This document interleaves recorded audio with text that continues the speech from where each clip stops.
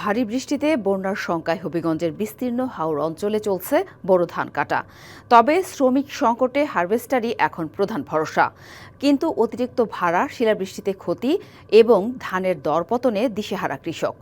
কষ্টে ফলানো ধান ঘরে তুলতে না তুলতেই কৃষকের মুখের হাসি মিলিয়ে যাচ্ছে। ধান উৎপাদনে যে খরচ হয়েছে বিক্রি করতে হচ্ছে তার চেয়ে অনেক কম দামে। সরকার নির্ধারিত মূল্যও পাওয়া যাচ্ছে না। এতে মূলধন রক্ষা করায় বড় চ্যালেঞ্জ হয়ে দাঁড়িয়েছে। টানা বৃষ্টিতে হাওরের বুক জুড়ে এখন অস্বস্তির ছায়া। হবিগঞ্জের বিস্তীর্ণ হাওর অঞ্চলে পানির চাপ বাড়ছে প্রতিদিনই। আকাশ ভেঙে নামা বৃষ্টিতে সোনালী ধান ডুবে যাচ্ছে ধীরে ধীরে। তীব্র হচ্ছে আগাম বন্যার শঙ্কা। তাই আগেভাগেই ফসল ঘরে তুলতে ব্যস্ত কৃষক, কিন্তু শ্রমিক সংকটের কারণে ব্যবহার করতে হচ্ছে হারভেস্টার। অভিযোগ, সরকার নির্ধারিত ভাড়ার চেয়ে বেশি দামে হারভেস্টার ব্যবহার করতে হচ্ছে বাধ্য হয়েই। এতে উৎপাদন খরচ বেড়ে যাচ্ছে কয়েক গুণ। ধান কাটার মেশিন যে আইছে এলাকাত, এরারও ডিমান্ড কম নাই। এরা খের খেত কাটবো, খের ঘর কাটতো নাই। 10 থেকে 12 মন ধান কাটতেছে, কিন্তু 3000 3,500 টাকা দেওয়া লাগছে খাটানি। কৃষক বাজার কোনো পথ নাই। যারা এই হারভেস্ট মেশিন এনে এখানে ধান কর্তন করতেছে, এরাও অধিক মুনাফা করতেছে। তবে হারভেস্টার মালিকরা বলছেন, তেলের দাম বৃদ্ধি ও কাদামাটির মধ্যে ধান কাটার কারণে অতিরিক্ত টাকা নিতে হচ্ছে। এবছর তো ফেঁকে খাদার মধ্যে অনেক দূর তো নামতাছে ধান, এবার তেলও খার বেশি, তেলেরও দাম বেশি, মানে আমাদের খরচও বেশি হয়, এই জন্য বাধ্য হই আমরা বেশি নিই। এ মৌসুমে প্রতিমণ ধান বিক্রি হচ্ছে 600 থেকে 650 টাকায়। শিলাবৃষ্টিতে ক্ষতি ও বাজারে ধানের দাম কম থাকায় চাপে পড়েছেন কৃষক। বলছেন, এই দরে ঋণ পরিশোধ করাও কঠিন হয়ে পড়বে। বীজ থেকে শুরু করে হাল চাষ, সব পানি সেচ, সবগুলোর মধ্যে খরচ বেশি হয়েছে। হিলের সব নিচে গিয়া আর খরচই পাইতাম না, লাভ হইব দূরের কথা। এদিকে সার্বিক সহযোগিতার কথা জানিয়েছে কৃষি বিভাগ। কৃষক যাতে তার ধানটা খুব স্বল্প মূল্যে কাটাতে পারে, সেই জন্য আমরা কমিউনিটি হারভেস্টার মালিক আছে, তাদের সাথে আমরা সেভারাল টাইমস আমরা বৈঠক করেছি। তারপরে যদি কোথাও কোনো কমিউনিটি হারভেস্টার মালিক বেশি দামে মূল্য চার্জ করে, তাহলে সেটা ব্যবস্থা নেওয়ার জন্য আমরা উপজেলা কৃষি কর্মকর্তা সহ ইউনোমদেরকে আমাদের নির্দেশ দেওয়া আছে। কৃষি খাতের সুরক্ষায় প্রণোদনার দাবি কৃষকের। DBC news desk. বৈরী আবহাওয়ায় আতঙ্ক হয়ে উঠেছে বজ্রপাত। গেল 2 দিনে 12 জেলায় প্রাণ গেছে অন্তত 23 জনের। হঠাৎ এই মৃত্যুর মিছিল ভাবাচ্ছে সংশ্লিষ্টদেরও। বজ্রপাতের ঝুঁকি কেন বাড়ছে, কিভাবে কমানো যায় ক্ষয়ক্ষতি, এসব নিয়ে কথা বলতে যুক্ত হয়েছেন শাহজালাল বিজ্ঞান ও প্রযুক্তি বিশ্ববিদ্যালয়ের ভূগোল ও পরিবেশ বিভাগের সহযোগী অধ্যাপক মোহাম্মদ আনোয়ারুল ইসলাম। স্বাগত আপনাকে ডিবিসি এই সংবাদে। তো ঝড় বৃষ্টির দিনে আগে যেমনটা হতো যে স্বস্তিতে মানুষ বৃষ্টিতে ভিজত, কৃষকরা নিশ্চিন্তে মাঠে কাজ করত, এখন কিন্তু চিত্র পাল্টেছে। আমরা যদি শুরুতেই গত 2 দিনের যে পরিসংখ্যানটা বলছিলাম, যে গত 2 দিনে 12 জেলায় অন্তত 23 জন বজ্রপাতে মারা গেছে। তো প্রতি বছরই বাড়ছে বজ্রপাতে মৃত্যু। এই মৃত্যু কেন বাড়ছে, আর আবহাওয়া অফিস থেকে যে সতর্কতা দেওয়া হয় তা হয়তো প্রত্যন্ত এলাকার মানুষ কম জানে কিংবা মেনে চলে না। কি করণীয়?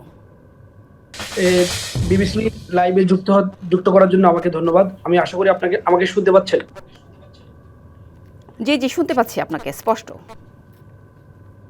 আসলে মোটা দাগে যদি আমরা বলি যে হাওড়ে যে মৃত্যুর মিছিল বজ্রপাতে যেটা দিনকে দিন বেড়ে চলেছে, থান্ডারস্টর্ম জনিত যে সমস্ত লাইটেনিং, থান্ডারস্টর্ম জনিত যে মৃত্যু, এটা একটা ডিজাস্টার বলতে হবে।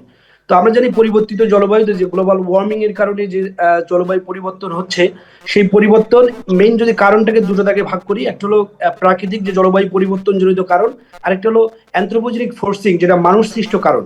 তা আসলে বজ্রপাত বা লাইটনিং থান্ডারটা হয় উষ্ণ বায়ুর কারণে। আমরা জানি এখানে কনভেক্টিভ রেইন হয় আমাদের, বিশেষ করে হাওড়া অঞ্চলে, নর্থ ইস্টার্ন রিজনে, এবং বায়ুর তাপমাত্রা দিনকে দিন অনেক বেড়ে যাচ্ছে। সুতরাং এই বায়ুর তাপমাত্রা বাড়ার পিছনে জলবায়ু পরিবর্তন, যেটা হলো বৈশ্বিক পরিবর্তন, সেটা আসলে আমরা চাইলেই রাতারাতি এটা সমাধান করতে পারবো না। এটা একটা global forcing. In the mean time আমরা যদি দেখি তাহলে বুঝতে পারবো যে হাওড় অঞ্চলের গত 30 বছরে ভূমির ব্যাপক পরিবর্তন হয়েছে। মানে ভূমি ল্যান্ড ইউজের ধরন, যেমন marshy land, water body, agricultural land, এগুলোকে আরবানাইজড এরিয়া বা এই ইনফ্রাস্ট্রাকচারাল যে ডেভেলপমেন্ট হচ্ছে, সেই কারণে ল্যান্ড সারফেসের টেম্পারেচার অনেক বেড়ে যাচ্ছে, যেটা আসলে বায়ুকে উষ্ণ করতে হেল্প করতেছে। সুতরাং এই ফোর্সিং এর কারণে আসলে জলবায়ু পরিবর্তন জনিত ফোর্সিং এবং মানুষ সৃষ্ট কারণে বজ্রপাতের তীব্রতা দিনকে দিন বেড়ে চলেছে। আরো একটা বিষয় এখানে যুক্ত হয়েছে, সেটা হলো যে আমরা ব্যাপক মাত্রায় পরিবেশের অবনমন করতেছি, যেমন আমরা ডিফরেস্টেশন করতেছি, তারপর এখানে যে অপরিকল্পিত যে আরবানাইজেশন বা ইনফ্রাস্ট্রাকচারাল ডেভেলপমেন্ট করতেছি, সেটাও একটা ফোর্সিং হিসেবে আছে। এখন আমাদের আসলে করণীয় যদি বলি, তাহলে সংক্ষেপে বলতে গেলে বলতে হবে যে মানুষের আসলে সচেতনতা দরকার, পাবলিক অ্যাওয়ারনেস গেইন করতে হবে।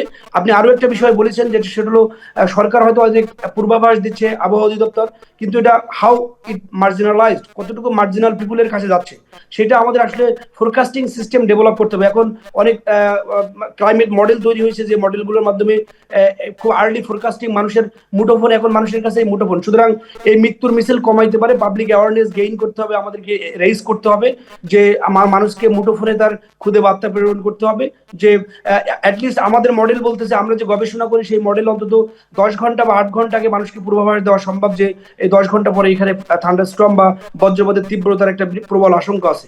সুতরাং আমরা যদি এই ধরনের মানুষের একদম খুব কমিউনিটি লেভেলে মানুষের কাছে এই ধরনের আগাম বার্তা দিতে পারি, তাহলে মানুষ এই সময়টা হয়তো বা যে সময়টা তীব্রতা থাকবে সেই সময়টাতে সে মাঠ বা ফিল্ড এড়িয়ে চলতে পারবে, ফলে ক্ষয়ক্ষতি অনেক কমানো সম্ভব। এটা স্বল্পমেয়াদী। দীর্ঘমেয়াদী আসলে আমাদেরকে পরিবেশের যারা পলিসি মেকার আছে, গভর্নমেন্ট স্টেক হোল্ডার থেকে শুরু করে যারা লোকাল পলিসি মেকার আছে, তাদেরকেও জনসচেতনতা তৈরি করা এবং এখানকার একটা সমন্বিত পরিবেশ ব্যবস্থাপনা গড়ে তুলতে হবে, যাতে আগামী দিনে এই থান্ডারস্টর্মের যে ডিজাস্টার, সেটাকে আমরা অনেকটা কমিয়ে নিয়ে এসে মানুষের মৃত্যুর ঝুঁকিটাকে কমাতে পারি।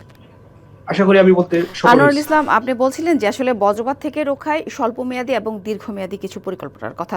তো আসলে যে এই মুহূর্তে এই যে বজ্রপাত হচ্ছে, এমনকি ঝড় বৃষ্টি ছাড়া হঠাৎ করে দেখা যায় কৃষক হয়তো মাঠে কাজ করছে, কোনো আওয়াজ ছাড়াই যদি বলি যে বজ্রপাতে মানুষ মারা যাচ্ছে, আসলে এই ধরনের সিচুয়েশন থেকে আসলে পরিত্রাণ কি, আর বজ্রপাত থেকে বাঁচতে যদি বলি যে সবচেয়ে কার্যকর প্রতিরোধমূলক ব্যবস্থা আপনার কি মনে হয়, জানাবেন।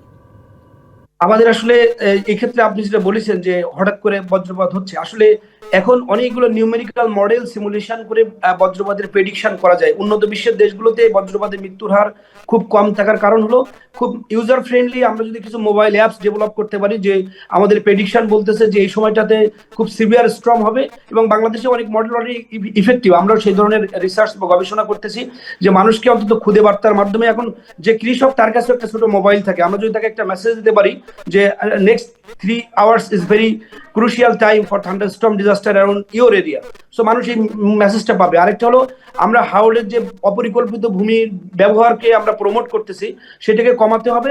ইন দ্য মিন টাইম প্রচুর পরিমাণে অ্যাফরেস্টেশন অর্থাৎ বৃক্ষরোপণ করতে হবে, এবং এই হাওড়ের যে প্রতিবেশের যে ব্যাপক অবক্ষয়, সেটাকে খুব দ্রুত ভিত্তিতে কমিয়ে আনতে হবে, এবং মানুষের যদি সচেতনতা তৈরি করতে পারি, এই দুটো যদি আমরা ইফেক্টিভলি ইমপ্লিমেন্ট করতে পারি, তাহলে এই এই যে থান্ডারস্টর্ম জনিত যে মৃত্যুর কারণ, সেটাকে কমিয়ে আনা সম্ভব। অনেক ধন্যবাদ আনোয়ারুল ইসলাম আমাদের সাথে যুক্ত হওয়ার জন্য। ঝিনাইদহের শৈলকুপার নিষ্কাশন ও সেচ খালগুলোর 50 ভাগই এখন অস্তিত্বহীন। কোথাও খাল ভরাট করে হচ্ছে চাষাবাদ, কেউ বা বানিয়েছেন চলাচলের পথ, ফলে শুষ্ক মৌসুমে মিলছে না সেচ প্রকল্পের পানি, আর বর্ষায় তৈরি হচ্ছে তীব্র জলাবদ্ধতা। এর নেতিবাচক প্রভাব পড়ছে উপজেলার কৃষিখাতে। দখলদারদের উচ্ছেদ করে খালগুলোকে আবারও ব্যবহার উপযোগী করার দাবি কৃষকের। দিগন্ত বিস্তৃত ফসলের মাঠ, মাঝের সবুজ রেখাটি নালা মনে হলেও এটি আসলে একটি পানি নিষ্কাশন খাল। শৈলকুপার লক্ষণদিয়া গ্রামের এই খালটির প্রস্থ একসময় ছিল 12 মিটার, অব্যাহত দখলে বন্ধ হয়ে গেছে পানি প্রবাহ। একইভাবে বোয়ালিয়া ও পাঁচপাকিয়া গ্রামের নিষ্কাশন খাল, হাটফাজিলপুর পশ্চিমপাড়ার সেচখাল সহ অনেক খালই এখন অস্তিত্ব সংকটে, কোনোটির চিহ্ন পর্যন্ত নেই। বছরের পর বছর খাল ভরাট করেছেন পার্শ্ববর্তী জমির মালিকরা। দীর্ঘদিন পড়ে আছে, এই ঘাস টাস লাগাই খাচ্ছি, কলা, কচু, এই কাঁঠাল গাছ, এই সাইড দিয়ে এই করেছি। উপর থেকে আগের থেকে তো আমাদের সাথে কোনো যোগাযোগ করে না, এরকম কোনো কাজ করলে তো আর এরকম হতো না, পর্যায়ক্রমে হয়ে গেছে। দখলের প্রভাব পড়ছে কৃষিতে, জমির পানি নিষ্কাশন হচ্ছে না, উল্টো খালের পানি জমিতে প্রবেশ করায় নষ্ট হচ্ছে ফসল, আবার সংস্কার না করায় জিকে সেচ প্রকল্পের পানি পাচ্ছে না কৃষক। এই জন্য তারা চাপতে চাপতে 2 সাইড চাপাইয়া চিকুনকে ফেলা দিয়েছে। ভরাটার পরে যতটুকু বৃষ্টি হয় মাটি উঠে যায়, পানি ফসল জন্মানো খুব কষ্টকর ব্যাপার। খালটা অকেজে হয়ে গেছে। এখন এই খালটা যদি খনন করা হয়, তাহলে কৃষকের উপকার হবে। পানি উন্নয়ন বোর্ডের তথ্য বলছে শৈলকুপায় 89টি পানি নিষ্কাশন খালের দৈর্ঘ্য 255.68 কিলোমিটার আর 65টি খালের দৈর্ঘ্য 214.60 কিলোমিটার। তবে প্রায় 50 ভাগের অস্তিত্ব নেই বললেই চলে। অধিকাংশ খাল 60 থেকে 70% খালই অবৈধ দখলদার দ্বারা দখল হয়ে গেছে, সেগুলো অচিরেই দখলমুক্ত করা হবে এবং কৃষক যাতে পানি পায় সেই ব্যবস্থা করা হবে। কৃষির উন্নয়নে শিগগিরই খালগুলো দখলমুক্ত করে পুনর্খননের দাবি স্থানীয়দের। DBC news desk. ব্যাপারটা যখন খাওয়ার, জাস্ট এনজয়। আর সয়াবিন তেলটা নিশ্চিন্তে ছেড়ে দিন আমাদের হাতে। পুষ্টি, ভালো খান, ভালো থাকুন। বাকি সব খাতের মতো জ্বালানি তেলের দাম বাড়ার প্রভাব পড়েছে আমদানি রপ্তানি বাণিজ্যেও। ভোমরা বন্দরে এক লাফে ট্রাক ভাড়া বেড়েছে 30 থেকে 40%। পাশাপাশি তেলের সংকট থাকায় মিলছে না পরিবহনও। দুয়ে মিলে বিপাকে আমদানিকারকরা। সরবরাহ শৃঙ্খলা ভেঙে পড়ার শঙ্কা, টান পড়ছে ভোক্তার পকেটেও। ভারত থেকে পণ্য আমদানির অন্যতম গুরুত্বপূর্ণ পথ সাতক্ষীরার ভোমরা স্থলবন্দর। চাল, ডাল, পেঁয়াজ, আদার মতো নিত্যপণ্য ছাড়াও এই পথে আসে ফল ও শিল্পের কাঁচামাল, যা চলে যায় দেশের নানা প্রান্তে। আগে এলাকা ভেদে ট্রাক প্রতি ভাড়া গুনতে হতো 8 থেকে 30,000 টাকা। তবে জ্বালানি তেলের সংকটে নানা অজুহাতে বাড়তে থাকে ভাড়া। তেলের দাম বাড়ার পর এখন বাড়তি দিতে হচ্ছে 5 থেকে 10,000 টাকা পর্যন্ত। এরপরেও মিলছে না পরিবহন। এই সংকট সময় মতো খালাস না হওয়ায় আমদানি করা পণ্য নষ্ট হচ্ছে বন্দরেই। তেলের কার্সিসের জন্য আমাকে গাড়ি, বাংলা গাড়ি 2-3 দিন সময় লাগতেছে। আর কাঁচা মালটা আমার ইন্ডিয়ান গাড়ির বাধা আছে, এই মালগুলো নষ্ট হয়ে যাচ্ছে। এখানে কাঁচা মালের খুব সমস্যা হয়ে গেছে, গাড়ি ভাড়া দ্বিগুণ হয়ে গেছে, ড্রাইভাররা তেল পাচ্ছে না। আজকের গাড়ি 2 দিন 3 দিন পরে যাচ্ছে। এই সংকটের সরাসরি প্রভাব পড়বে ভোক্তা পর্যায়ে। সরবরাহ শৃঙ্খলা ভেঙে পড়লে পরিস্থিতি আরও জটিল হতে পারে বলছেন ব্যবসায়ীরা। ভাড়া যদি 30,000 থাকে, তা সেই ভাড়া 40,000-এ চলে গেছে। বিধায় আরও গাড়ি পাওয়া যাচ্ছে না, নির্দিষ্ট সময়ে মালগুলো লোড করে বাংলাদেশের গন্তব্যে পৌঁছানো যাচ্ছে না। পরিস্থিতি সামাল দিতে বন্দর এলাকার পাম্পগুলোতে বাড়তি জ্বালানি সরবরাহের দাবি ব্যবসায়ীদের। তেল সংকটের কারণে যথাযথভাবে পরিবহন না পাওয়ায় ভোমরা বন্দরে আমদানি রপ্তানির পরিমাণ অনেকগুলি হ্রাস পাচ্ছে। ডিসি মহোদয় বরাবর আবেদন করছি, ভোমরাস্থ নিকটবর্তী যে তেল পাম্পগুলো আছে, এই তেল পাম্পগুলোতে যদি বাড়তি 50 থেকে 60,000 টন তেল অতিরিক্ত দেওয়া হয়, তাহলে ভোমরার এই সংকট কেটে যাবে। জ্বালানি তেলের অস্থিরতার মাঝে আমদানি রপ্তানির বাণিজ্যে নজর দেওয়ার তাগিদ সংশ্লিষ্টদের। DBC news desk. নানামুখী সংকটে নাজুক কক্সবাজারের পর্যটন খাত। আবাসিক হোটেল ও রেস্তোরাঁ সহ পর্যটন সংশ্লিষ্ট প্রতিষ্ঠানগুলোতে দেখা দিয়েছে দুর্ভোগ। ব্যবসায়ীরা বলছেন, এই পরিস্থিতি চলতে থাকলে ধস নামবে পর্যটন শিল্পে। ঘাটতির মধ্যেও সমন্বয় করে বিদ্যুৎ সরবরাহ স্বাভাবিক রাখার চেষ্টা করা হচ্ছে বলে জানিয়েছে বিদ্যুৎ বিভাগ। ঘন ঘন লোডশেডিং ও জেনারেটরের জ্বালানি তেল সংকটের প্রভাবে বিপর্যস্ত কক্সবাজারের পর্যটন খাত। বিপাকে বিভিন্ন মানের 550-র বেশি আবাসিক হোটেল, রিসোর্ট, 4 শতাধিক রেস্তোরাঁ সহ কয়েক হাজার ব্যবসা প্রতিষ্ঠান। সংকট শুধু ব্যবসা প্রতিষ্ঠানেই নয়, ট্যুরিস্ট গাড়িসহ পর্যটন নির্ভর পরিবহন খাতেও পড়েছে বিরূপ প্রভাব। যান্ত্রিক জীবনের অবসাদ কাটাতে এসে তীব্র লোডশেডিংয়ের কারণে দুর্ভোগ পোহাতে হচ্ছে পর্যটকদের। গত 24 ঘন্টায় মিনিমাম 10-12 বার বিদ্যুৎই গেছে। এসি রুম, এসি চলতেছে না। রাতে সমুদ্রে হাঁটতে বের হইলাম, তখন দেখলাম যে কি এখানে প্রপার লাইট নাই। তো প্রপার লাইট না থাকলে কি হবে, আপনার অনৈতিক যেগুলো কাজ ওইগুলো হওয়ার সম্ভাবনা বেশি থাকে। চলমান পরিস্থিতিতে ব্যবসা প্রতিষ্ঠান চালু রাখতে ব্যয় হচ্ছে অতিরিক্ত জ্বালানি। এতে পর্যটন খাতে প্রতিদিনই ক্ষতি হচ্ছে কয়েক কোটি টাকা। গ্যাস এবং বিদ্যুৎ আর জ্বালানি 3টা জিনিসের কারণেই আমাদের বর্তমান কাস্টমার সার্ভিস এমন দুর্ভোগ অবস্থায় আছি। কিছুদিন এভাবে ব্যবসা চালিয়ে যাই, মনে হয় না আমরা ব্যবসা ধরে রাখতে পারব। ট্রান্সপোর্টও তো তেলের সাথে জড়িত। আসার জন্য তো বাস ট্রান্সপোর্ট দরকার। যদিও আসতে পারলো, এখানে এসে যদি বিদ্যুতের সুব্যবস্থা না পায়, তাহলে তো তারা একসময় আসবে না। কক্সবাজার পর্যটন নগরীতে বিদ্যুৎ থাকতেছে না। বিদ্যুৎ ডিপার্টমেন্টের বিদ্যুৎ দিতে তো ব্যর্থ হচ্ছে, একই সাথে আমরা জেনারেটরও সঠিকভাবে চালাতে পারতেছি না। এরকম চলতে থাকলে কক্সবাজার পর্যটন শূন্য হয়ে যাবে। বিদ্যুৎ বিভাগ বলছে, কক্সবাজারে দৈনিক 50 মেগাওয়াটের বিদ্যুতের চাহিদা থাকলেও মিলছে অর্ধেকের কিছুটা বেশি। কক্সবাজারের যে হোটেল মোটেল জোন এলাকায় চাহিদা অনুযায়ী আমরা ফুল সবসময় পাচ্ছি না। পর্যটন এলাকায় কথা বিবেচনা করে লোড ম্যানেজমেন্টটা খুব মনিটরিং করছি এবং সামনে যাতে আরও ভালোভাবে বিদ্যুৎ দিতে পারি সেভাবে চেষ্টা করছি। কক্সবাজারে পর্যটন খাতের উপর প্রত্যক্ষ ও পরোক্ষভাবে নির্ভরশীল 5 লাখের বেশি মানুষ। DBC news desk. Chittagong city corporation নির্বাচন সামনে রেখে জামায়াত মেয়র প্রার্থীর নাম ঘোষণা করলেও এখনও প্রার্থী চূড়ান্ত করতে পারেনি বিএনপি ও এনসিপি। সাবেক মেয়র মঞ্জুর আলম এনসিপির প্রার্থী হতে পারেন গুঞ্জন থাকলেও শেষ পর্যন্ত থাকতে পারে চমক। আসন্ন এই নির্বাচন ঘিরে জমে উঠেছে রাজনীতির অঙ্গন। সম্প্রতি শুরা বৈঠকের সিদ্ধান্তে দলের প্রার্থী হিসেবে নগর জামায়াতের সাংগঠনিক সম্পাদক অধ্যক্ষ মোহাম্মদ শামসুজ্জামান হেলালির নাম চূড়ান্ত করা হয়। 16 ওয়ার্ডের সাবেক কাউন্সিলর ও গেল সংসদ নির্বাচনে চট্টগ্রাম 10 আসন থেকে প্রতিদ্বন্দ্বিতা করেছিলেন হেলালি। এখন প্রস্তুতি নিচ্ছেন মেয়র পদে নির্বাচনের। চট্টগ্রাম সিটি কর্পোরেশনের কাজ করার একটা অভিজ্ঞতা আমার আলহামদুলিল্লাহ আছে। আমি চট্টগ্রাম নগরীর জন্য আমার একটা প্ল্যান এখন থেকে নতুনভাবে সাজানোর জন্য প্ল্যান নিয়েছি, যেটি আমি মানুষদের কাছে তুলে ধরব। জয় পরাজয় তো ইলেকশনে থাকবেই, ইলেকশন মানেই আমি জিতব এটা না। এদিকে ক্ষমতাসীন দল বিএনপি এখনও কোনো প্রার্থীর নাম ঘোষণা করেনি।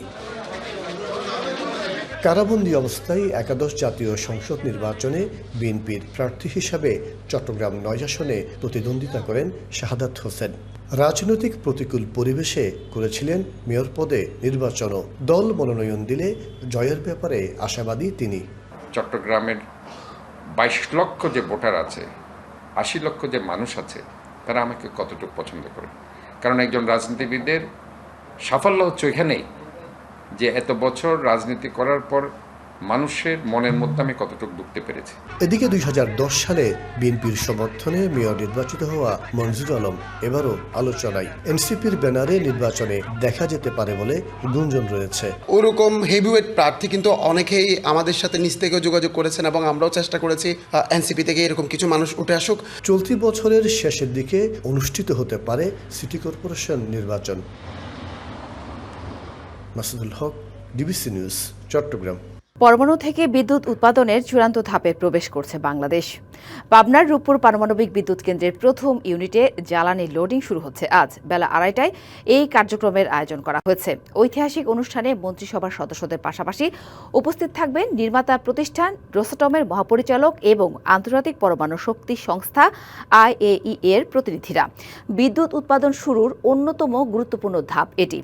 জ্বালানি লোডিং সম্পন্ন হলে 3 মাসের মধ্যে পরীক্ষামূলকভাবে জাতীয় গ্রিডে বিদ্যুৎ যুক্তের সম্ভাবনা রয়েছে। শুরুতে প্রায় 300 মেগাওয়াট বিদ্যুৎ জাতীয় গ্রিডে যুক্ত হবে। পরে ধাপে ধাপে উৎপাদন বাড়িয়ে 2027 সালের জানুয়ারির মধ্যে পূর্ণ সক্ষমতায় পৌঁছানোর লক্ষ্য রয়েছে।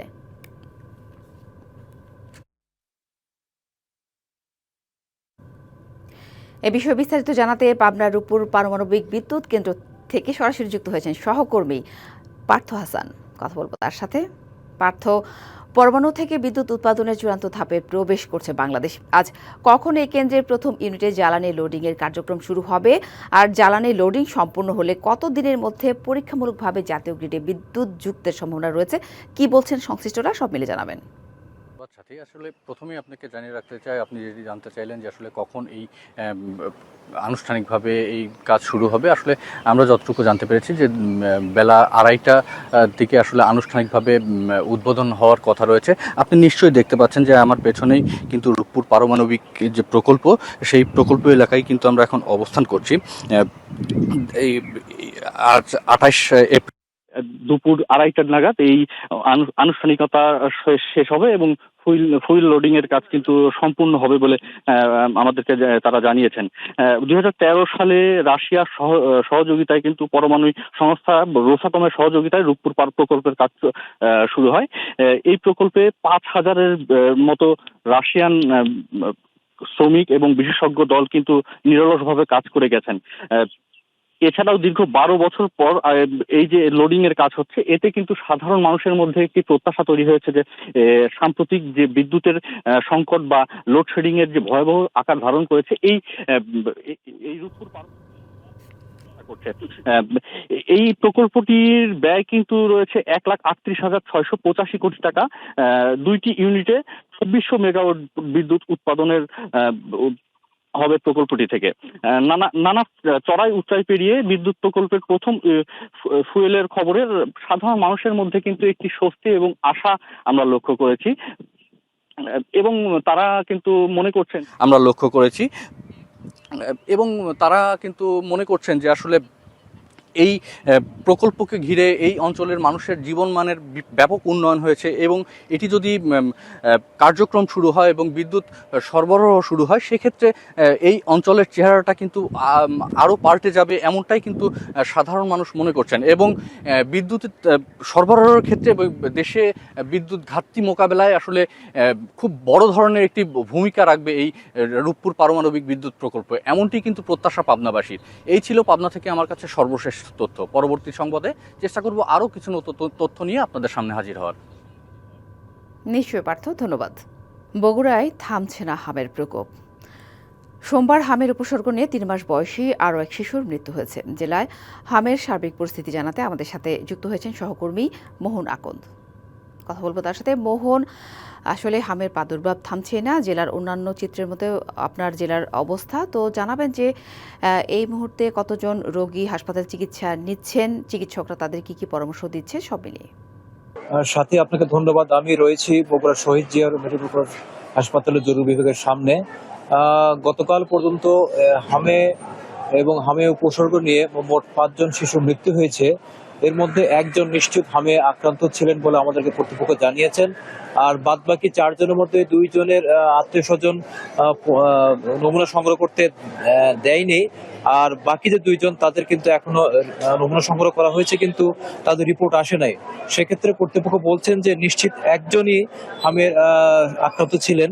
আর আপনি যেটা বলছিলেন যে বগুড়ায় 4টি হাসপাতালে, সরকারি বেসরকারি মিলে 4টি হাসপাতালে হামের বা উপসর্গ নিয়ে যারা আসছে শিশু তাদের ভর্তি করা হচ্ছে। তার মধ্যে শহীদ জিয়া রহমান মেডিকেল কলেজ হাসপাতালে 31 জন ভর্তি আছে গতকাল পর্যন্ত। মোহাম্মদপুর হাসপাতালে রয়েছে 8 জন এবং টিএমএস এর সামনে বেসরকারি মেডিকেল কলেজ রয়েছে, সেখানে রয়েছে 3 জন, মোট 42 জন ভর্তি রয়েছে। এটা কিন্তু গতকালের তথ্য। আজকে সকাল 10টার পর আমরা সর্বশেষ তথ্যটা পাবো। তো এখানে যারা রোগীর স্বজনরা রয়েছেন তারা কিন্তু বলছেন এবং কর্তৃপক্ষ বলছেন যে এখানে শিশুদের যে আইসিইউ, মানে যেটাকে পেডিয়াট্রিক ইন্টেনসিভ কেয়ার ইউনিট বলা হয়, PICU, সেই সুবিধা কিন্তু এই শহীদ জিয়া মেডিকেল হাসপাতালে নেই, যে কারণে কিন্তু একটু জটিলতা তৈরি হয়েছে এবং একটা উদ্বেগজনক পরিস্থিতি তৈরি হয়েছে। এখানে বলে রাখা ভালো যে 29শে মার্চ থেকে গত 28 দিনে কিন্তু 252 জন এই জেলায় ভর্তি হয়েছিল হাম এবং হামের উপসর্গ নিয়ে। এর মধ্যে 210 জন কিন্তু চিকিৎসা নিয়ে সুস্থ হয়ে বাড়ি ফিরে গেছে, আর এদের মধ্যে 6 জন হামের পজিটিভ রোগী ছিল। তো কর্তৃপক্ষ বলছেন তারা তাদের সর্বাত্মক চেষ্টা চালিয়ে যাচ্ছেন, কিন্তু যদি একটা PICU থাকতো তাহলে হয়তো এই অনেক বাচ্চাকে তারা নিরাপদে আরো সুন্দর সুস্থভাবে চিকিৎসা দিতে পারতেন। আপনি দেখতে পাচ্ছেন যে বগুড়া শহীদ জিয়া মেডিকেল হাসপাতালের যে জরুরি বিভাগ রয়েছে সেখানে কিন্তু এই আউটডোর অনেকে আসছেন, টিকিট কাটছেন, ভিতরে তারা তাদের বিভিন্ন সমস্যার কথা বলে তারা কিন্তু টিকিট কেটে ভর্তি হচ্ছেন। আমি একটু পরে এই হাসপাতালের যিনি উপপরিচালক রয়েছেন তার কাছে যাব আজকের তথ্য নেওয়ার জন্য এবং সার্বিক বিষয়ে ওনারা কি ধরনের পদক্ষেপ নিচ্ছেন এবং রোগীর যে ভর্তির হার সেটা কেমন, সেই তথ্য নেওয়ার জন্য তার কাছে একটু পরে আমি যাব। তখন হয়তো আরো আপনাদেরকে বিস্তারিত জানাতে পারবো। সাথী, ধন্যবাদ মোহন। চট্টগ্রামের মিরসরাইয়ে তরমুজ চাষে বড় ধরনের ধস নেমেছে। বাজার দর কমে যাওয়া, সময়মতো ফসল তুলতে না পারা এবং ভারী বৃষ্টিপাতে তরমুজের ব্যাপক ক্ষতি হয়েছে। কোটি টাকার ক্ষতির শঙ্কা দেখা দেয় চরম অনিশ্চয়তায় কৃষক। ক্ষতি কমিয়ে আনতে পরিপক্ক তরমুজ দ্রুত বিক্রি করার পরামর্শ সংশ্লিষ্টদের। চলতি মৌসুমে মিরেরসরাই উপজেলায় প্রায় 750 হেক্টর জমিতে তরমুজ চাষ হয়েছে। হিঙ্গুলি, ওসমানপুর, ধুম, ইছাখালী, মিঠানালা ও শাহেরখালী ইউনিয়ন সহ উপজেলার 10টি গ্রামে glory jumbo, Bengal king, dragon king ও গ্রিন ড্রাগন জাতের তরমুজ সবচেয়ে বেশি চাষ হয়েছে। শুরুতে পার্শ্ববর্তী নোয়াখালীর সুবর্ণচর উপজেলা থেকে আসা কৃষক তরমুজ চাষ করলেও ধীরে ধীরে স্থানীয়রা তাদের সাথে যুক্ত হয়। ঋণ নিয়ে 20 থেকে 35 লাখ টাকা পর্যন্ত বিনিয়োগ করেছেন তরমুজ চাষে। উৎপাদন ঠিক থাকলেও বাজারে মিলছে না সঠিক দাম, ফলে লোকসানের মুখে পড়েছেন কৃষক। গত বছর যে তরমুজ আমরা 400 টাকা 450 টাকা বিক্রি করছি, ওই তরমুজ এখন এবছর ওই সাইজের তরমুজগুলা 150 টাকা কিংবা 160 টাকায় এই দামে বিক্রি করতে হয়। ন্যাসে প্রচণ্ড দাগ দিতেছে। যদি অধিক পরিমাণ পৌঁছে যায় মালগুলো আমরা, তাহলে কেন বাজারের পরিস্থিতি ভালো না, এই দাম আমরা অনেক ক্ষতিগ্রস্ত হব। যানজট, বাজারে দাম না পাওয়া এবং বাড়তি ব্যয়ে এবছর লাভ তো দূরের কথা, মূলধন ফেরত নিয়েও শঙ্কায় কৃষক। কোটি কোটি টাকা এখানে ইনভেস্ট দিয়েছি, কিন্তু এখন পর্যন্ত আপনার লাভের আশা কেউ দেখতে পারছে না। সরকারের কাছে দাবি জানাই দিয়ে অন্তত আমাদের কৃষকের প্রতি যেন সরকার এক সুদৃষ্টিতে দেখে। দ্রুত বাজার ব্যবস্থাপনা উন্নয়ন, পরিবহন সুবিধা বৃদ্ধি এবং আর্থিক সহায়তা নিশ্চিত না হলে এ খাতে বড় ধরনের বিপর্যয় নেমে আসতে পারে শঙ্কা সংশ্লিষ্টদের। এবছর তরমুজের রেটটা একটু কম, এখন দেখা যাচ্ছে যে একজন কৃষক এক কানি জমি থেকে প্রায় 70,000-এর মতো টাকা তরমুজ তারা বিক্রি করতেছে। আশা করছি সামনে এই রেটটা বৃদ্ধি পাবে। যেসব ক্ষেত্রে তরমুজ পরিপক্ক হয়েছে সেগুলো দ্রুত বিক্রির পরামর্শ দেওয়া হচ্ছে, যাতে ক্ষতি কিছুটা কমানো যায়। লোকমান হাকিম, ডিবিসি নিউজ ডেস্ক। ডিবিসি সারা বাংলায় এই ছিল এখনকার মতো। ডিবিসি নিউজের সংবাদগুলো পড়তে ভিজিট করুন dbcnews.tv আর ভিজিট করুন ডিবিসির ফেসবুক পেজ এবং ইউটিউব চ্যানেল। ডিবিসির সঙ্গেই থাকুন।